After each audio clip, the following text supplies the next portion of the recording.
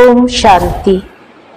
10ই জুলাই 2025 প্রাতঃমুরলি বাপ দাদা মধুবন। মিষ্টি বাচ্চারা, দেহ অভিমান ত্যাগ করে দেহি অভিমানী হও। দেহি অভিমানীদেরই ঈশ্বরীয় সম্প্রদায় বলা হয়। প্রশ্ন: বাচ্চারা, তোমরা এখন যে সৎসঙ্গ করো সেটা অন্য সৎসঙ্গের সাথে অতুলনীয়, কিভাবে? উত্তর: এটা এমন এক সৎসঙ্গ যেখানে তোমরা আত্মার পরমাত্মার জ্ঞান শোনো। এখানে অধ্যয়ন করা হয় এই অবজেক্ট তো সামনে আছে, আর কোনো সৎসঙ্গে না পড়াশোনা করা হয় আর না কোনো এই অবজেক্ট আছে। ওম শান্তি। আত্মারূপী বাচ্চাদের প্রতি আত্মারূপী বাবা বোঝাচ্ছেন। আত্মারূপী বাচ্চারা শুনছে। সর্বপ্রথমে বাবা বোঝান, যখনই বসবে নিজেকে আত্মা মনে করে বসো, দেহ মনে করো না। দেহ অভিমানীদের আসরিক সম্প্রদায় বলা হয়, আর দেহি অভিমানীদের ঈশ্বরীয় সম্প্রদায় বলা হয়। ঈশ্বরের দেহ নেই, তিনি হলেন সর্বদা আত্ম অভিমানী। তিনি হলেন সুপ্রিম আত্মা, সকল আত্মাদের পিতা, পরম আত্মা, অর্থাৎ উচ্চতমের চেয়েও উচ্চ। মানুষ যখন উচ্চতমের চেয়ে উচ্চ ভগবান বলে, তখন তো বুদ্ধিতে আসে তিনি হলেন নিরাকার লিঙ্গরূপ। নিরাকার লিঙ্গের পূজাও হয়। তিনি হলেন পরমাত্মা, অর্থাৎ সকল আত্মাদের থেকে উচ্চ। তিনিও হলেন আত্মা, কিন্তু উচ্চতমের চেয়েও উচ্চ আত্মা। তিনি জন্ম মরণের চক্রে আসেন না। এছাড়া সবাই পুনর্জন্ম নেয়, আর সব হলো রচনা। রচয়িতা হলেন একমাত্র বাবা। ব্রহ্মা, বিষ্ণু, শঙ্কর হলো রচনা। সমগ্র মনুষ্য সৃষ্টি হলো রচনা। রচয়িতাকে বাবা বলা হয়। পুরুষকেও রচয়িতা বলা হয়। স্ত্রীকে অ্যাডপ্ট করে, তারপর তার দ্বারা ক্রিয়েটর করে, পালন করে, ব্যাস, বিনাশ করে না। আর ধর্মস্থাপকরা, তারাও ক্রিয়েট করে, তারপর তাদের পালন করে, বিনাশ কেউই করে না।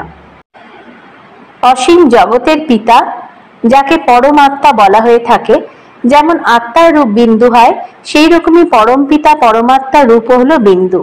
এছাড়া যে এত বড় লিঙ্গ তৈরি করে, সে সব ভক্তি মার্গে পূজার জন্য। বিন্দুর পূজা কিভাবে করবে? ভারতে রুদ্র যজ্ঞ রচনা করলে মাটির শিবলিঙ্গ আর শালগ্রাম তৈরি করে তারপর তার পূজা করে, সেটাকে রুদ্রযজ্ঞ বলা হয়। বাস্তবে আসল নাম হলো রাজস্ব অশ্বমেধ অবিনাশী রুদ্র গীতা জ্ঞান যজ্ঞ, যা শাস্ত্রেও লেখা আছে। বাবা এখন বাচ্চাদের বলেন, নিজেকে আত্মা মনে করো, আর যেসব সৎসঙ্গ আছে তাদের মধ্যে কারোরই আত্মা বা পরমাত্মার জ্ঞান নেই, দিতেও পারে না। সেখানে কোনো এম অবজেক্ট থাকে না। বাচ্চারা, তোমরা এখন অধ্যয়ন করছো। তোমরা জানো যে আত্মা শরীরে প্রবেশ করে। আত্মা হলো অবিনাশী, শরীর হলো বিনাশী। শরীর দ্বারা ভূমিকা পালন করা হয়। আত্মা হলো অশরীরী। বলা হয়ে থাকে, উলঙ্গ এসেছি, উলঙ্গ যেতে হবে। শরীর ধারণ করেছি, আবার শরীর ত্যাগ করে উলঙ্গ ভাবে যেতে হবে। এটা বাবা তোমাদের অর্থাৎ বাচ্চাদের বসে বোঝান। বাচ্চারা এটাও জানে, ভারতে সত্যযুগ ছিল, তখন দেবী দেবতাদের রাজ্য ছিল, একটাই ধর্ম ছিল। ভারতবাসী এটাও জানে না। যারা বাবাকে জানে না, তারা কিছু জানে না। প্রাচীন ঋষিমুনিরাও বলতেন, আমরা রচনা রচয়িতাকে জানি না। রচয়িতা হলেন অসীম জগতের পিতা। তিনি রচনার আদি মধ্য অন্তকে জানেন। আদি বলা হয় শুরু, যা দিয়ে হয়। মধ্য মধ্যবর্তীকে। আদি হলো সত্যযুগ, যাকে দিন বলা হয়।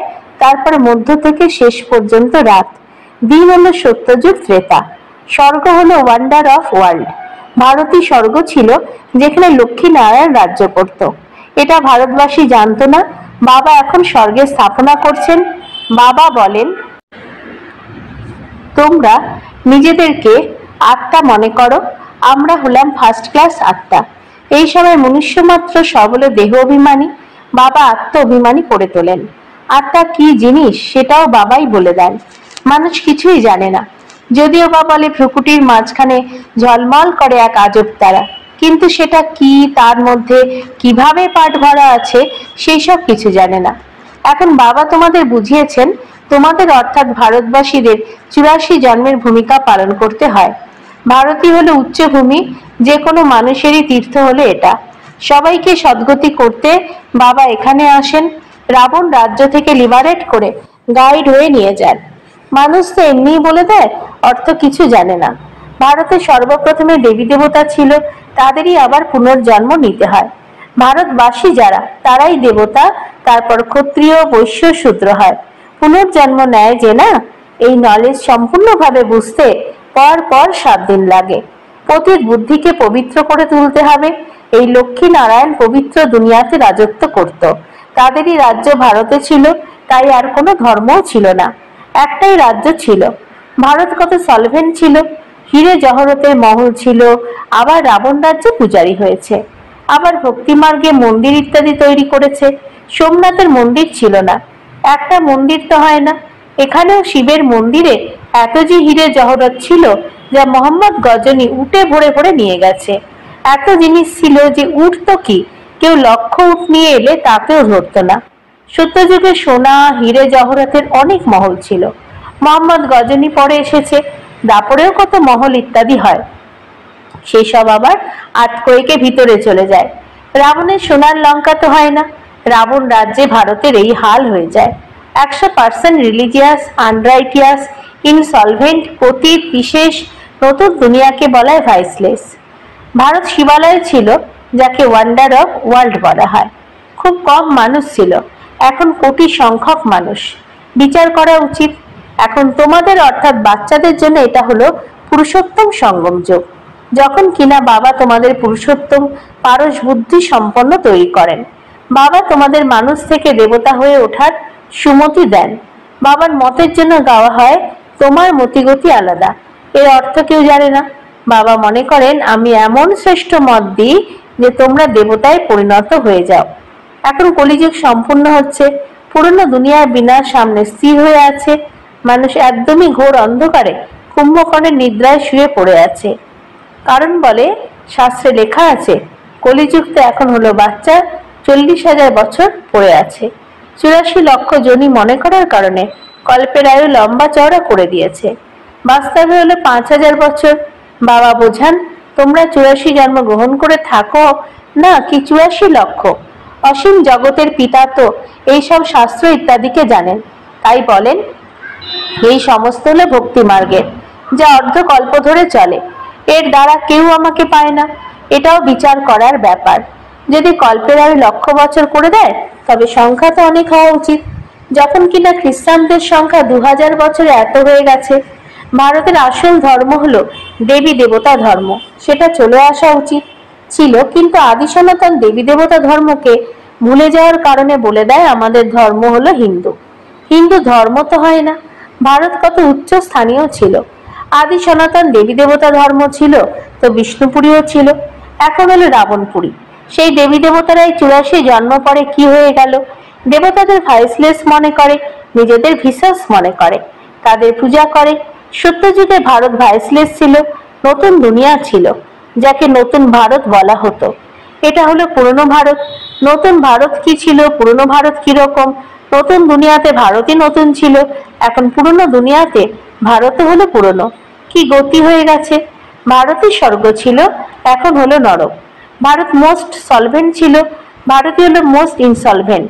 সবার থেকে ভিক্ষা চায়, প্রজার থেকেও ভিক্ষা চায়। এটাই তো বোঝার ব্যাপার আছে যে না, আজকের দিনের দেহ অভিমানী মানুষের অল্প পয়সা এলে মনে করে আমি তো স্বর্গে বসে আছি। সুখধাম কি তা একদম জানে না, কারণ হলো পাথর বুদ্ধি সম্পন্ন। এখন ওদের পরশ বুদ্ধি সম্পন্ন তৈরি করার জন্য 7 দিনের ভাট্টিতে বসাও, কারণ পতিত তোমরা না, পতিতকে তো এখানে বসানো যাবে না। তোমরা এখন বসে আছো পুরুষোত্তম সঙ্গম যুগে। জানো যে বাবা আমাদের এরকম পুরুষোত্তম তৈরি করেন। এটা সত্যিকারের সত্য নারায়ণের কথা। সত্য বাবা তোমাদের নর থেকে নারায়ণ হয়ে ওঠার রাজ্য শেখাচ্ছেন।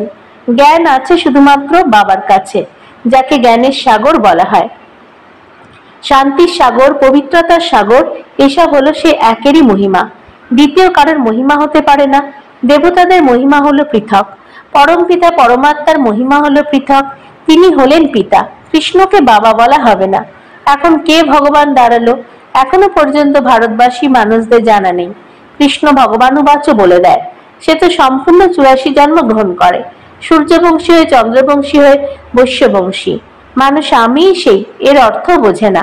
আমি আত্মাই পরমাত্মা বলে দেয়। কিরকম রং হলো!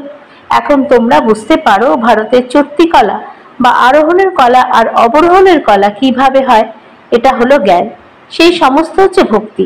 সত্যযুগে সবাই পবিত্র ছিল, রাজা রানীর রাজ্য চলত, সেখানে উজিরও থাকে না, কারণ রাজা রানী নিজেরাই হলো মালিক। ভারতের মতো পবিত্র দেশ কিছু ছিল না, মহান পবিত্র দেশ ছিল, নাম ছিল স্বর্গ, এখন হলো নরক, নরক থেকে আবার স্বর্গ তৈরি করবেন একমাত্র বাবা। আচ্ছা, মিষ্টি মিষ্টি আরানিধি বাচ্চাদের প্রতি মাতা পিতা বাপদাদার স্বর্ণস্নেহ সুমন আর সুপ্রভাত। আত্মাদের পিতা তার আত্মারূপী বাচ্চাদেরকে জানাচ্ছেন নমস্কার, আমাদেরও বাপদাদাকে ধন্যবাদ, নমস্কার। ধারণার জন্য মুখ্য সার, একমাত্র বাবার সুমতে চলে মানুষ থেকে দেবতা হতে হবে। 2, 7 দিনের ভাট্টিতে বসে পতির বুদ্ধিকে পবিত্র বুদ্ধি করে তুলতে হবে। সত্য নারায়ণের সত্য কথা শুনে নর থেকে নারায়ণ হয়ে উঠতে হবে। বরদান, প্রতিটি খাজানাকে বাবার ডাইরেক্ট অনুসারে কাজে লাগিয়ে অনেস্ট বা সদ্ভাব। অনেস্ট অর্থাৎ সৎ বলা হয় যে বাবার থেকে প্রাপ্ত হওয়া খাজানাগুলোকে বাবার ডাইরেকশন ছাড়া কোনো কাজে ব্যবহার করে না। যদি সময়, বাণী, কর্ম, শ্বাস বা সংকল্প পরমত বা সঙ্গদোষে ব্যর্থ নষ্ট করো, স্বচিন্তনের পরিবর্তে পরচিন্তন করতে থাকো, সমানের পরিবর্তে কোনো প্রকারের অভিমানে আসো, শ্রীমতের পরিবর্তে মনমতের আধারে চলতে থাকো, তাহলে তোমাদেরকে অনেস্ট বলা হবে না। এইসব খাজানা বিশ্ব কল্যাণের জন্য প্রাপ্ত হয়েছে, তাই সেই কাজে ব্যবহার করা, এটাই হলো অনেস্ট হওয়া। স্লোগান, অপোজিশন মায়ার সাথে করতে হবে, দৈবী পরিবারের সাথে নয়। অব্যক্ত ইশারা, সংকল্পের শক্তি জমা করে শ্রেষ্ঠ সেবার নিমিত্ত হও। সকল আত্মারা একটাই অসীম জগতের পরিবারের, নিজের পরিবারের কোনো আত্মা বরদান থেকে বঞ্চিত না থেকে যায়, এইরকম উৎসাহ উদ্দীপনার শ্রেষ্ঠ সংকল্প হৃদয় যেন সদা থাকে। নিজের প্রবৃত্তিতে বিজি থেকো না, অসীম জগতের স্টেজের উপর স্থিত থাকো, অসীম জগতের আত্মাদের সেবার শ্রেষ্ঠ সংকল্প করো, এটাই হলো সফলতার সহজ সাধন। ওম শান্তি।